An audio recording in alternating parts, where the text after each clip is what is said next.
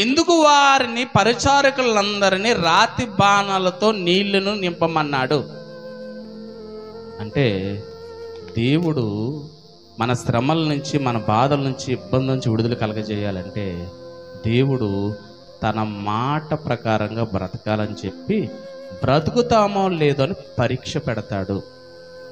ముఖ్యాంశాలు మరోసారి దేవుడు మన జీవితంలో మన కష్టాల నుంచి, మన శ్రమ నుంచి, మన ఇబ్బందుల నుంచి మనకు విడుదల కలగజేయాలంటే ఆయన మాటల ప్రకారంగా బ్రతకాలని చెప్పి, ఆ చెప్పిన తర్వాత ఆ మాట ప్రకారంగా బ్రతుకుతున్నావా లేదో అని పరీక్ష పెడతాడు. ఆ పరీక్షలో మనం పాస్ అవుతేనే దేవుడు మన శ్రమల నుంచి విడుదల కలగజేస్తాడు. మీకు దేవుడు నీ జీవితంలో, నా జీవితంలో కూడా నీ కష్టాల నుంచి, నా కష్టాల నుంచి, నా శ్రమల నుంచి, నా బాధ నుంచి విడుదల కలగజేయాలంటే దేవుడు నీకు నాకు పరీక్ష పెడతాడు.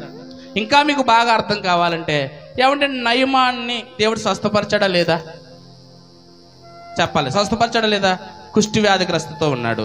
ఏమంటే 7 సార్లు మునగకుండా దేవుడు స్వస్థపరచలేడా? దేవుడు చేత కదా?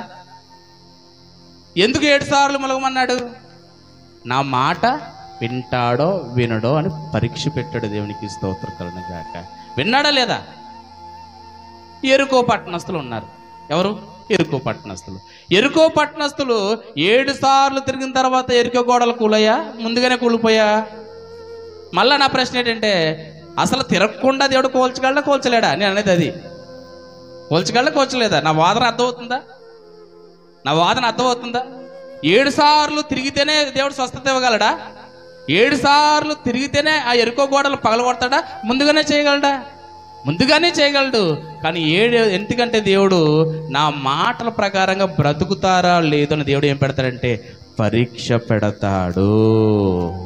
ఆ పరీక్షకు నువ్వు నేను నిలబడి జయించగలిగితే అప్పుడు నీ శ్రమల నుంచి, నా శ్రమల నుంచి దేవుడు ఏం చేస్తాడు?